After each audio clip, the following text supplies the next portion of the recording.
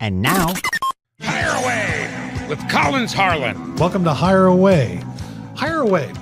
It's a show where we talk about jobs, we talk about business, but we more importantly talk to the people and with the people that are running those businesses and doing those jobs. So people with skin in the game, as I like to say. So my name is Collins. I'm a staffing specialist with Labor Finders, and we have a North County branch. We have a South County branch. So if you need workers, you just go to laborfinders.com, find the branch nearest you. We have branches all over the country, and we'll take care of you. So we have a gentleman here today, a fantastic guest named Joseph Maddock, and he's Vice President of Business Development with Employers Consulting Group. And I have a feeling if you own a business and you're struggling with healthcare, you're going to come away with this very enlightened. We're going to learn a lot about the healthcare industry in this country. So enough said. Let's do it. Hire Away.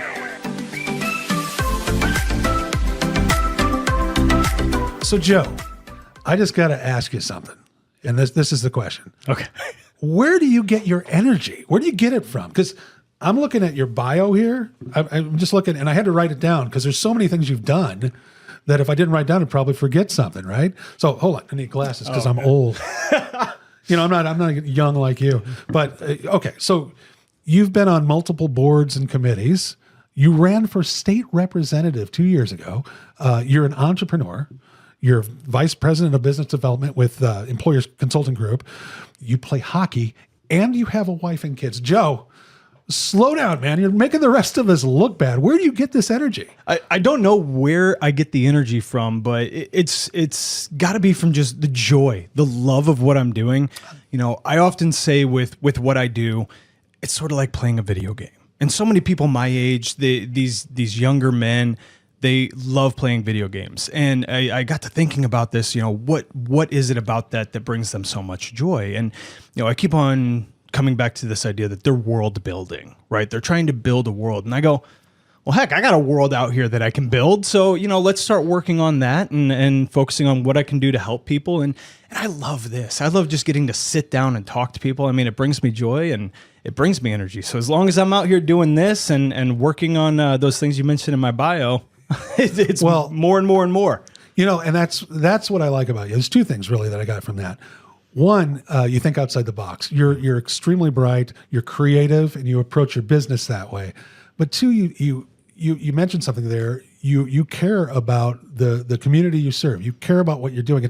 You're not chasing a paycheck. Yep. There's something more to it. That's what fuels you. It's like a fire inside. It makes it a lot easier. I'll say that Absolutely. much. You talk about, back in the day, I used to sell cell phones and, not to throw the company under the bus, but we were selling inferior products at the time. And I'm sitting here going, man, this is not, I don't feel like I'm doing good, and therefore it's not fun. It's not bringing me energy. So the more that you can give purpose and meaning and a mission behind what you're doing in life, I think it just fills you up. It makes you want to, it's like you're exploding with this excitement that has to come out. And that I've always gotten that from you. That's what I like about you. You're very mission driven. But you said something about cell phones and inferior products. So it seems to me a business, if you're going to be a business, a successful business, you and to bring value to the market, you have to identify a problem, you have to solve the problem, and then you have to take that to the consumer in a way that they can consume it easily, ease of use, right? Yeah, very well said. So thank you. So with that in mind, let's talk about what you do with Employers Consulting Group. What problem have you guys recognized and are trying to solve? Well, in my opinion, it might be the biggest problem that we have in America, and that's the American healthcare system. Wow. Between the hospital systems, between what you're seeing constantly. I mean, I think I was just seeing today even Robert F. Kennedy in Senate chambers being asked about these movements, this MAHA movement. Oh yeah, it's not to interrupt you, but man, that was heated. Yeah, no kidding. Go ahead, I'm sorry. So it's one of the biggest talking points that we've had in America politically, and then just we all have it, right? We all have health, some of it good, some of it bad. But the system that we're all participating in, I feel that it's not operating for me and you as the end user, as the consumer. Like it's broken? Well, so that's a contested definition, I guess I would say. I would say maybe it's not broken. Maybe it's operating exactly the way that it was designed to. The issue was it just wasn't designed for you and me. When we can get into the giant, macroeconomics view of this, you look at Friedman economics back in the 60s talking about how a business's most important goal is to take care of its stockholders. Well, all your large insurance carriers are all stock companies. So here they are taking care of their stockholders when it's really the patients who we want them, because it's you and me. We want them to be taking care of the patients, not the stockholders. So you look at this just entire stack of misaligned incentives, and it's all money going to these large stock companies, and they're not producing anything, which means all the money that they're getting is coming from our pocket. And because they own basically every part of the system, they're negotiating with themselves. And again, they're negotiating with themselves using your money to do it. So who's winning and losing in this game? Yeah, and again, not to interrupt you, but when I talk to clients and they talk about their pain points, right? And it's always one of the biggest costs for them is labor, but right up there is healthcare, and it has cascading effects because it affects if employees can't have access to good healthcare at an affordable price, that affects morale. It affects recruiting. It's just a bad deal, and then people feel stuck. Yeah. Yeah. So I mean, with just that one statement, we could go down so many different paths. Well, go ahead. Right. We got 2 hours. You're exactly right. Healthcare, we find, is usually the number 2 or number 3 line item on every. So you find that to be true? Exactly. Okay. And right behind labor, right. To your point. It's usually labor, and then it's that. Maybe sometimes it's real estate. Maybe sometimes it's goods if they're a manufacturing company, but it's usually healthcare expenses, employee benefits. Then if you look at, what does the employee actually want? What are they getting out of it? Well, every time their healthcare expense goes up, even if the business is eating most of that increase, where is that coming from? Well, it's coming from the number 1 line item, which is pay. It's payroll. So one way or the other, the employee is getting it. Mm-hmm. It's either in the form of a smaller increase of their pay, or it's in the form of, increased healthcare expenses, increased premiums. Mm-hmm. Remind me some of the other things that you were talking about there. I mean, like I said, there were about 8 different things that we could just continue going down this. Well, I mean, it's such a companies. I get the feeling they feel, when they're deciding, to negotiate their healthcare plans. I feel like some people feel like they don't have many choices. They're stuck, and it's just it's a race to the bottom. Yeah, what we find is a lot of times those decisions get, for lack of a better term, pushed onto the HR people. Oh. And it's not been a strategic discussion. It's been, what are we doing with healthcare? Which insurance carrier are we going with? And maybe 50, 40 years ago, that made sense.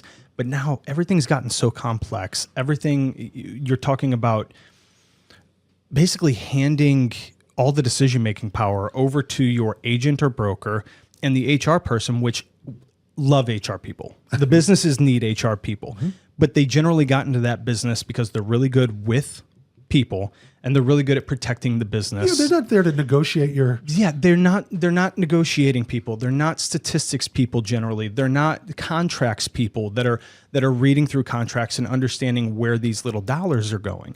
And if you're talking about a manufacturing company, which I know you work a lot in that space or construction, you're talking about businesses that know their expenses down to they'll spend a month going over which set of paper clips to buy because they're going to save a penny per unit. Yeah. But yet whenever it comes to healthcare, they go, okay, well, this year's expense, it's going to go up by 7%. Well, at least it wasn't 10%.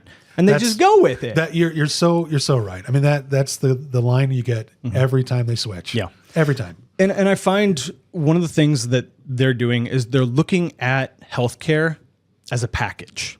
They're looking at employee benefits as a package, and we all do it. Whether you're the final consumer, it's what's my deductible, what's my copay. They're not looking at the small stuff like they are with the paper clips. And do I need to take a second mortgage out to pay for this?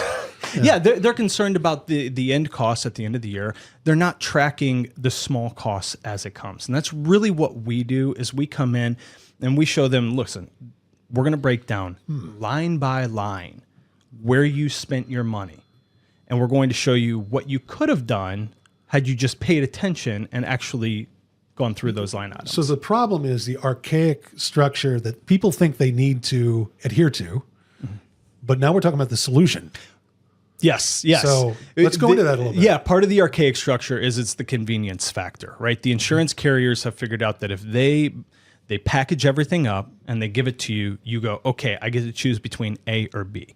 But again, that's not what we're doing in any other aspect of our business. Any other aspect, we're looking at every single vendor, every single product from these vendors, figuring out which ones to go to. And healthcare is no different. And if we can start getting business owners, especially in these larger companies where they have the buying power, they have the ability to negotiate. And let's be honest, the time invested to look at this actually moves the needle. I mean, we're talking hundreds of thousands or millions of dollars. So this isn't a small. No, that sounds significant. Yeah, we for instance just started working with a local county over in Illinois. They only had 97 employees. So that's a good sized organization, but not one of these massive organizations. It's not Microsoft. Exactly. Yeah. And our estimates are coming in somewhere between $350,000 and $450,000 per year in basically savings. And basically their overspend. Money that they basically are just tossing away. They're tossing away. And the worst part about it is they had no idea where the money was going. Oh my. Because they were under 100 employees, federal law states that the insurance carrier doesn't have to provide you with data. So imagine going to your taxpayer, or imagine if you're a business owner. By the way, you are a fiduciary, which means you have responsibility for every dollar that goes in and out of that plan. But you don't get access to any of the data that you need in order to make proper decisions. Right. I mean, talk about a rigged game. Yeah, it sounds horrible. I mean, you wouldn't manage any other facet or any area of your business Exactly. that way. So yeah, anyway, breaking down, a 97 employee company, we saw that sort of savings. We've seen greater savings. I think we had another one that was 250 employees, and we're estimating about $1.7 million is what we were going to save them year one. First of all, it's fantastic. And I can see why, companies would want to go through this process. Let's talk about the size. Do you have like a target? It sounds like you could help a lot of different sized companies, but is there a company that you can't help? Is it's too large, too small, or what? Yeah, I mean, it's probably similar to what your business or any other business. There's no one size fits all. There's not going to be. That's why we're Employers Consulting Group, not Joe's insurance company, which I have had that. So someone's going to look up and say, "Yeah, but you have done that." Not to mention, you probably built rockets to Mars. You're a tunneling company. We're just going to call you Elon. All right. But what we're doing is we're not selling insurance right now. Now, sometimes insurance is the right product, especially with the smaller company. They need that package deal. Now, there is still a strategic way to approach this, ways that give you more control, and more control generally means better savings, less waste. PricewaterhouseCoopers estimated that 54.5% of the healthcare spending in the United States is waste. You and I are just throwing our money away. Half of it, half of every dollar that we spend on healthcare is wasted. So it's not a sustainable model. And talk about a smaller company. Yes, we can actually absolutely help companies that have 10 employees. The break on what we are talking about is usually around 40, but again, it's going to depend on the business, the leadership. It's going to depend on the risk profile, all those aspects. That's what we talk. That's what we're consulting with our clients about. You have a consultative approach. Exactly. Because of that. Because it's not one size fits all. Right. Okay, I'm not coming in to sell you insurance. I jokingly say I must be the worst insurance salesman in the world, or the worst insurance guy, because I'm constantly telling people, don't buy health insurance. You don't need it. But it's about how you're going to accomplish the end goal. I was going to say it sounds counterintuitive, but it's not. That's the right approach. Right. Gotcha. Okay. Well, so we've identified a problem. You've provided a solution. And if a company decides to contact your organization, they see this and they think this is a good idea, what kind of investment are they looking at? Not money. I'm talking about time. Like, are they going to be sitting in your office a lot, providing tons of reports? How does it work? Yeah. So generally speaking, our initial meeting, we say it's going to last 20 to 30 minutes. That's based on what we need to get done. What we find is that usually brings up enough questions that the client or the prospective client usually spends about the next 30 minutes asking us questions, sometimes an hour, because we do open up a lot of a lot of doors. We show them what's wrong and what we're doing to change it. So 30 minutes, maybe an hour and a half, depending on how curious you are. From there, we ask for 4 simple things. We basically ask for your company's data, and we basically just, each piece of that data is allowing us to look at what you did versus what we would have done, and we compare and show you exactly what your numbers would have looked like had you been working with us for the last 12 months. So you're going to know going in where you are before you even spend $1 working with us. That's great. So you do a lot of work almost pro bono. Right. So good luck with that model. Well, and here's the thing is we'll tell you where the problems are. And then of course, if you want the solutions, that's what we're there for. And that's really, that's what we get paid to do, is to provide the solutions and implement them. The thing that I'll say is we feel so confident about our implementation and about our strategies that we will guarantee them. So we are going to guarantee them? Yes. So we will tell you what your savings is going to be, and we're going to guarantee some multiplier. It's generally a 10x multiplier. So whatever our fee is, if you don't hit 10 times that in waste recapture over the next 12 months, we will give back our fees. Wow. That's impressive. We are that confident about what we're doing. You stand by your data. Exactly. Yeah. Exactly. And one of the other questions that we'll often get is, what can you do for me? My brother is my broker, and I would never fire my broker. I would never fire my brother. There's probably a lot that happens. It does happen. Yeah.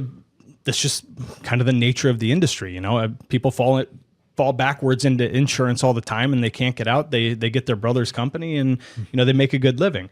But what we do that's a little bit unique is because we are a consulting company, we don't have to take over an entire benefits package. We can come in and show you how to fix aspects of your plan, and then you can continue working with your brother. We don't have to come in. We're not looking to fire anybody. We don't want to fire your brother. We don't want to fire your current agent. We don't want to fire, your HR specialist or anybody like that.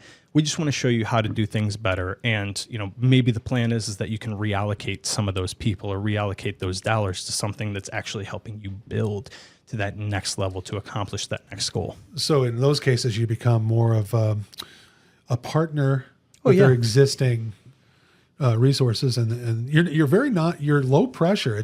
What I like about what you've said so far is, if I was a CEO and I was hearing this, I would really appreciate the fact that, look, there's no contract you have to sign up front. Mm-hmm. We're just going to sit down and get your data, and we're going to show you side by side where you could save money. And if not, that's okay. Mm-hmm.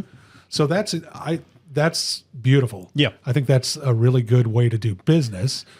And how's it working for you? Well, and it's working really well so far. The biggest thing that we need is people that are looking to invest in efficiency, right? This. What do you mean by that? So what I mean by that is we are doing something a little bit different, right? We are not giving you this package that you're just going to go run with. What we're doing is we're talking about getting rid of some of those inefficiencies, getting rid of that waste, and taking control on a line-by-line basis. And you mentioned earlier, how much time is this going to take? Right. Well, honestly, it's as much time as you're going to want to spend on it. We have some clients that want to meet twice a year. They want to meet at their renewal, and they want to meet at 6 months. We have a couple clients that want to meet on a quarterly basis. We had one recently, the one I was talking about earlier, they want to meet on a monthly basis. And it's all about how much control they want to take over their plan. And oftentimes what we find is the dire situations, this most recent county that we mm-hmm. signed up, they're talking about default, basically. They're talking about major issues. If they don't do anything, they don't have any money left. Yeah. They want to meet on a monthly basis because they see what we're doing as an opportunity to recapture that waste and be able to allocate that dollars to where it has to go. What a great referral they're going to be for you. Well, and we got that from a referral of another county, That's actually, who my business partner has had that county for 19 years. One client for 19 years. That's unheard of in our industry. Who is your business partner? My business partner is Bill Schmaltz. He originally had Einstein Consulting Group. He's been in the industry for about 20 years or so. And at this point, he's a Amazon best-selling author. He's collaborated on a couple of books. I actually Did you bring one? I brought one for you right Are you here. going to read us a chapter? No, I'm not going to read you a chapter, but Bill's chapter in here is all about pharmacy. So I brought you this. Can we get that on the Fixing. Is that on screen? Okay. Yeah, Fixing American Healthcare. So this is for you right there in hardback. Thank you. I encourage you to look through it a little bit. Oh, Joe, he didn't sign it. I'll get you introduced to him at some point. I'll get you to sign it. He'll just hold on to that one. We'll get it back. It's heavy. Yeah, it's quality. Hey, we don't do anything cheap here. Who's his binder? We don't do anything cheaper. What's it smell like? It's great. Thank you, Joe. Yeah, absolutely. Look over it. Let me know what you kind of think. But in addition to the book, he recently produced a documentary called Fixing America. Sorry, it's not personal. It's just healthcare. And you can actually watch that documentary for free if you go to our website at ecgins.com.